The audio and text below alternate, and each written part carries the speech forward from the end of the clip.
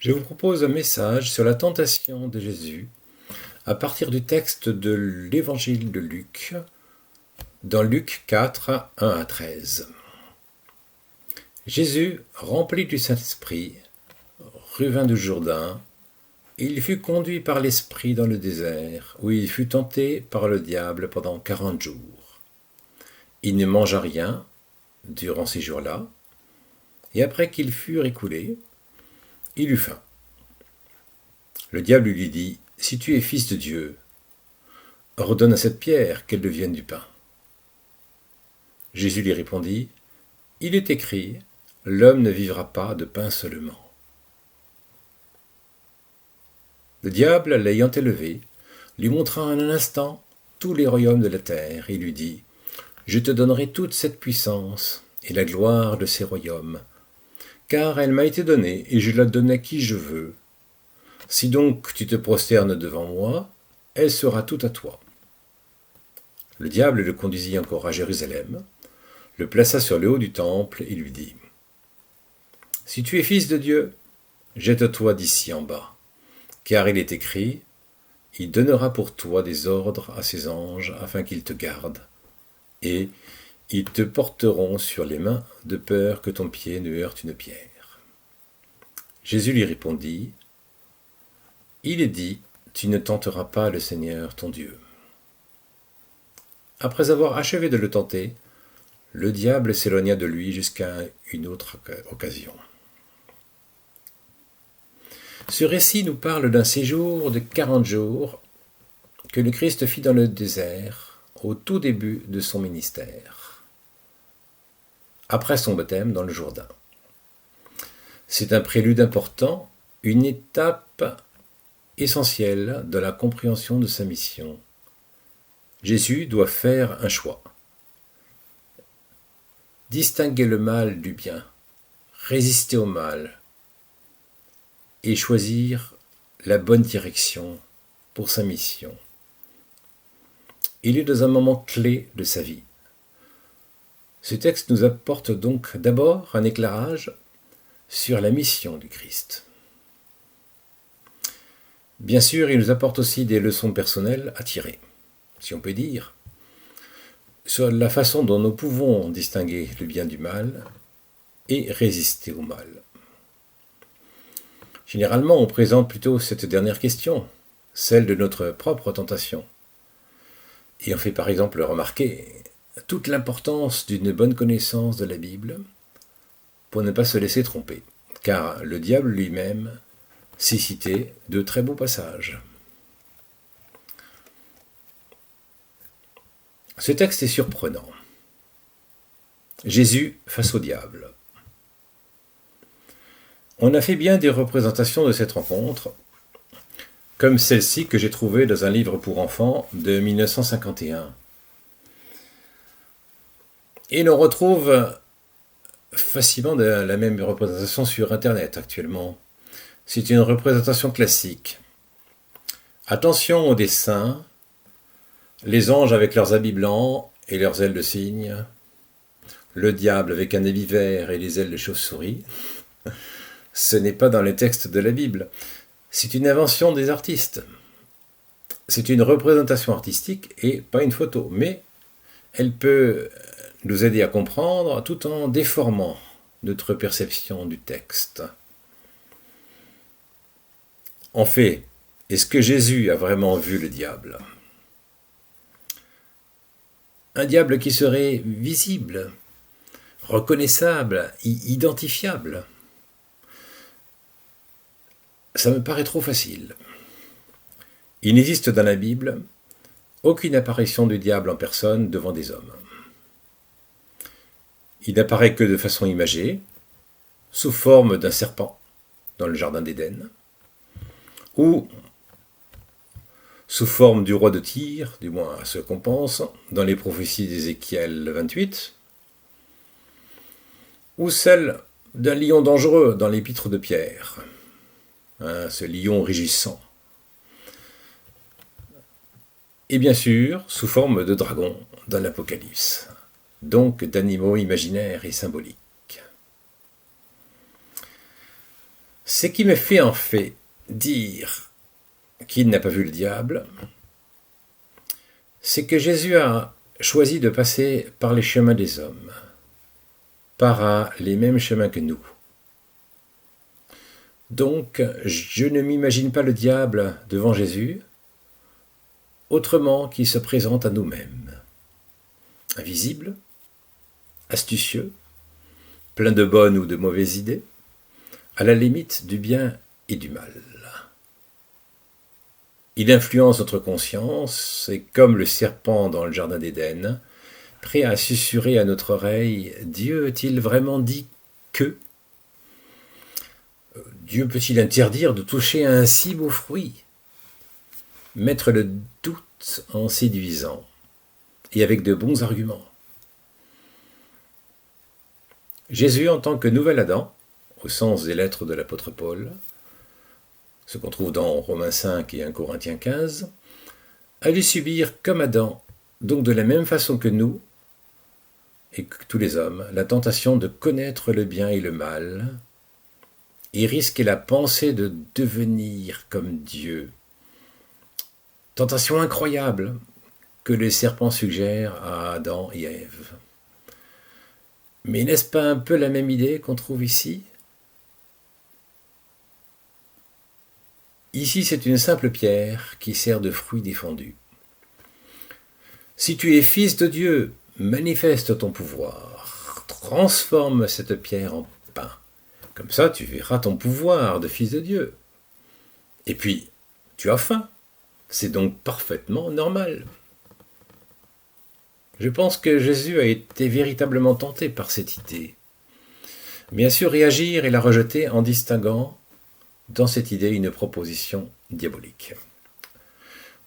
Au fait vraiment diabolique, on pourrait quand même se poser la question. Je pense à ce que dit l'apôtre Jacques. Que personne, quand il est tenté, ne dise « c'est le diable », non, il dit « c'est Dieu qui me tente ».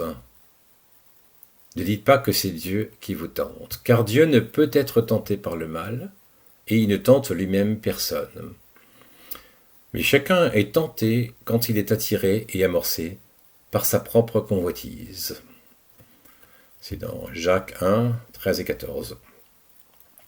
Jacques ne dit pas qu'il ne faut pas suspecter le diable, mais il dit que le premier suspect, c'est nous-mêmes.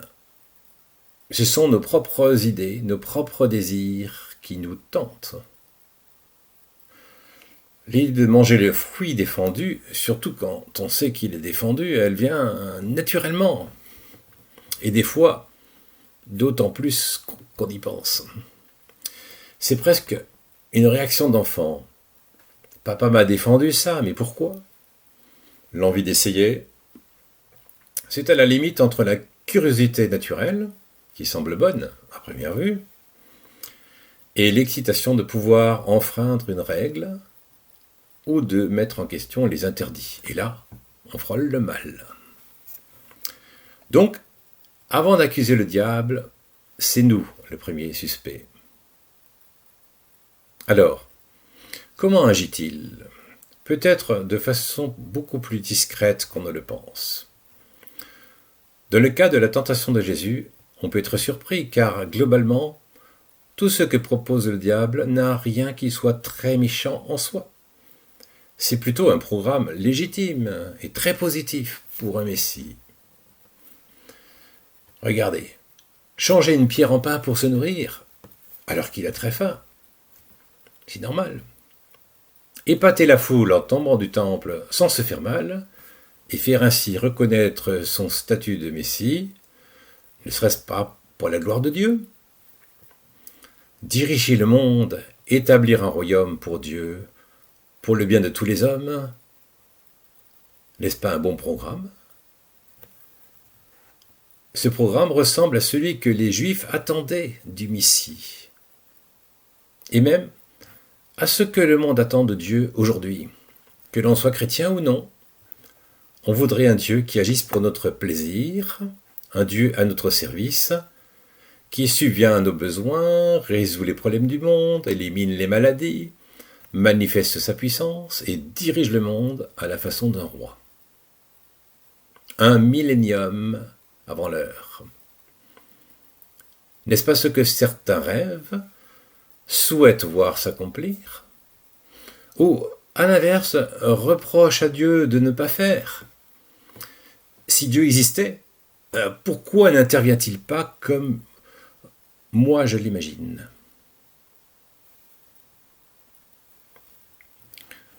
Plus curieusement, ce programme ressemble un peu à ce que Jésus accomplira, mais d'une autre façon que celle qu'on attendait. Regardons en détail ce que Jésus fera de ces 3 tentations. Première tentation, changer une pierre en pain pour se nourrir.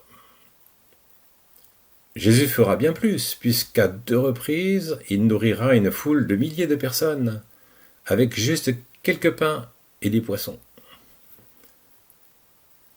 Oui, il le fera, mais il ne dira jamais qu'il était venu pour ça. Il fuira même la foule qui voudra en faire un roi. Il affirmera surtout qu'il veut nourrir chacun de nous, mais d'une nourriture spirituelle. Même réponse qu'au diable, l'homme ne vivra pas de pain seulement. C'est vrai pour Jésus à ce moment-là, alors qu'il avait faim et risqué sa vie. Il aurait pu se nourrir de façon magique, exiger de Dieu la nourriture qui lui manquait, ou peut-être demander, comme Moïse, de faire apparaître la manne dans le désert. Il en avait même le pouvoir en tant que fils. Donc, revendication légitime pour Jésus. Mais n'avons-nous pas, nous aussi, cette tentation, exiger de Dieu le nécessaire, le bien-être, la guérison, l'argent qui nous manque? La tentation de croire que Dieu est à notre service, un supermarché du bonheur, gratuit en plus. Non, le refus de Jésus nous concerne chacun de nous. La nourriture, la santé, la richesse, la bonne situation sont des biens très utiles à la vie, essentiels même, quand on est dans la privation, la maladie, la pauvreté, mais que nous ne devons pas exiger de Dieu. En plus, nous avons besoin d'autre chose qui devrait être prioritaire, du moins si nous sommes prêts à l'entendre, à le comprendre. Être nourri de la parole de Dieu, être guéri dans notre être intérieur, être riche de dons spirituels. Pouvons-nous entendre cette vérité au milieu de la facilité, ou au contraire embourbés dans une période aride et difficile de notre vie? Jésus était un homme comme nous. Il avait faim après des jours dans le désert, mais il n'a pas utilisé son pouvoir pour échapper à la difficulté et à la souffrance des hommes. Il a accepté nos chemins. Deuxième tentation, épater la foule en tombant du temple sans se faire mal, et faire ainsi reconnaître son statut de Messie. Risquer la mort pour sauver le monde. Des anges seraient apparus pour le retenir dans sa chute. Il aurait convaincu la foule, juifs comme romains, qu'il était bien le Messie, l'envoyé de Dieu, et les gens l'auraient reconnu et accepté comme roi divin. Programme formidable. Car le diable se présente ici comme un érudit biblique. Il sait même utiliser des versets bibliques. En l'occurrence, c'est le psaume 91, un psaume qui parle de confiance à la protection divine et qui dit « Aucun malheur ne t'arrivera, aucun fléau n'approchera de ta tente, car il ordonnera à ses anges de te garder dans toutes ses voies. Ils te porteront sur les mains, de peur que ton pied ne heurte contre une pierre. » Ce psaume affirme que Dieu garde et protège l'homme qui se réfugie auprès de lui, qui lui fait confiance. Est-ce une vérité absolue? Peut-on légitimement s'approprier ce texte dans toutes les occasions, sans risquer de le prendre très mal le jour où il arrive à pépin? S'il a du mal à comprendre cette promesse, en tout cas, s'il y a un homme pour se l'approprier logiquement, c'est bien le Messie Jésus, le Christ. Une voix le lui rappelle sans doute. Tu ne fais donc pas confiance au psaume 91, à la parole de Dieu qui affirme sa protection. Et Jésus sait que ces paroles des psaumes sont authentiques et pourraient même être des prophéties qui le concernent. Mais répond par une affirmation du Deutéronome: tu ne tenteras pas le Seigneur ton Dieu. Tu ne tenteras pas le Seigneur ton Dieu. Cette citation fait référence à un épisode où le peuple hébreu était dans le désert, avait soif et fit pression sur Moïse pour que Dieu agisse en lui disant: l'Éternel est-il au milieu de nous ou y n'est-il pas? Faut savoir. Et ils ont forcé la main de Dieu. Mais là aussi, comme pour la nourriture, Jésus refuse de forcer la main de Dieu, de se mettre en danger ou de faire un miracle pour obliger Dieu à le sauver. Message pour tous les croyants orgueilleux au point de croire qu'ils peuvent braver le danger, les coronavirus comme le reste, car la foi serait de croire que quelles que soient les bêtises que l'on fait au nom de Dieu, Dieu sauvera. Devons-nous risquer la mort pour obliger Dieu à agir? C'est peut-être la pensée du suicide d'ailleurs, forcer Dieu à intervenir, tenter Dieu. Dans le film d'Indiana Jones sur la quête du Graal, donc c'est le film qui est Indiana Jones et la dernière croisade, qu'on a projeté aux jeunes lors d'une rencontre de syndicatés, on voit le héros face à un précipice et qui doit mettre un pied dans le vide en croyant fermement qu'il pourra passer. Et on lui dit, il doit croire. Et croire, c'est faire un pas dans le vide. Croire serait oser l'impossible pour forcer la main de Dieu. Se jeter dans le vide serait considéré comme un pas de foi. Et dans cette histoire, notre intrépide héros marche dans le vide et l'air se solidifie sous ses pieds. En fait, un pont invisible apparaît et il traverse sans encombre, tel Jésus qui marche sur l'eau. C'est très beau, mais c'est une très belle tentation. Une fausse image de la foi. Nous mettons-nous en danger pour rien? Pire encore, pour servir Dieu? Ou pour donner l'impression que notre foi est forte? Un exemple proche de l'actualité. Certains pensent que le vaccin contre le Covid-19 est dangereux. D'autres pensent qu'il faut faire confiance à notre système de santé et nos spécialistes médicaux. Qu'importe, je ne trancherai pas sur le fond.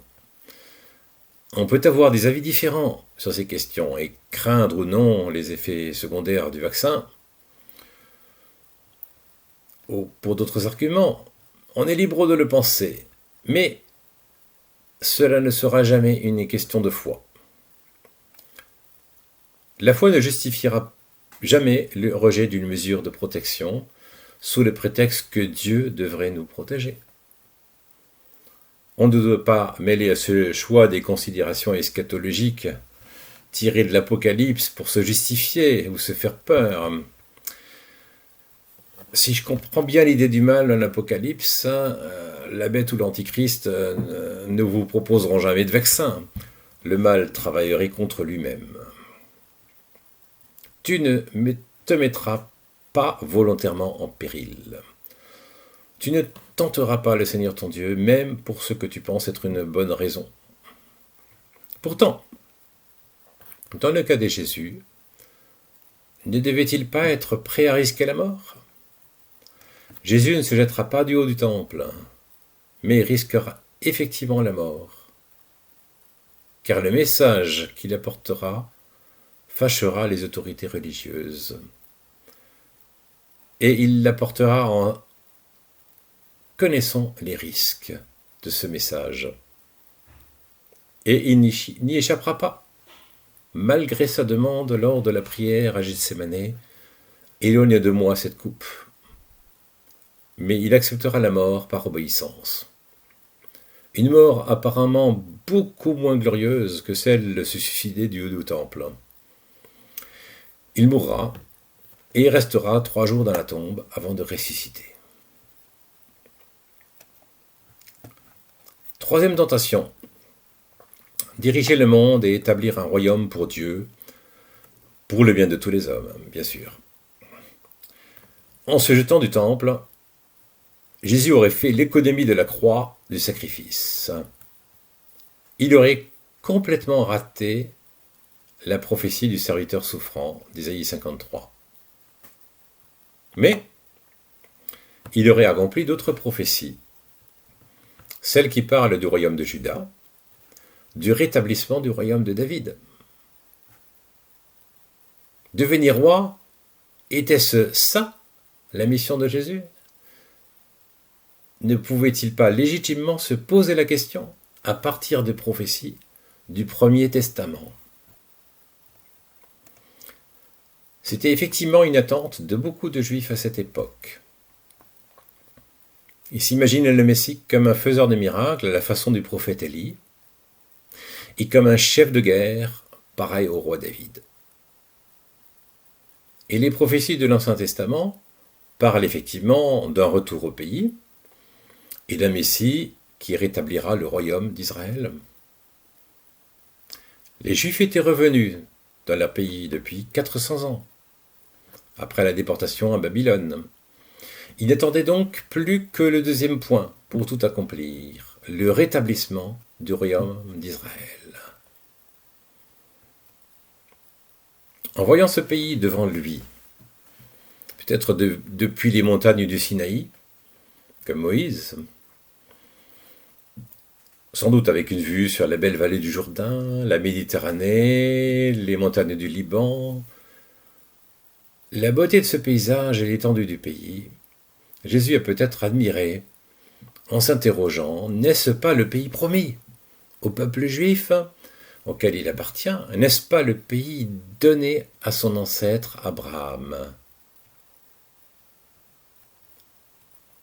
Sa mission ne serait-elle pas de le conquérir? Jésus est tenté d'accomplir les prophéties à la façon des hommes. Il est face à une proposition très alléchante. N'est-ce pas sa mission? Servir le monde, donc prendre le pouvoir sur les hommes?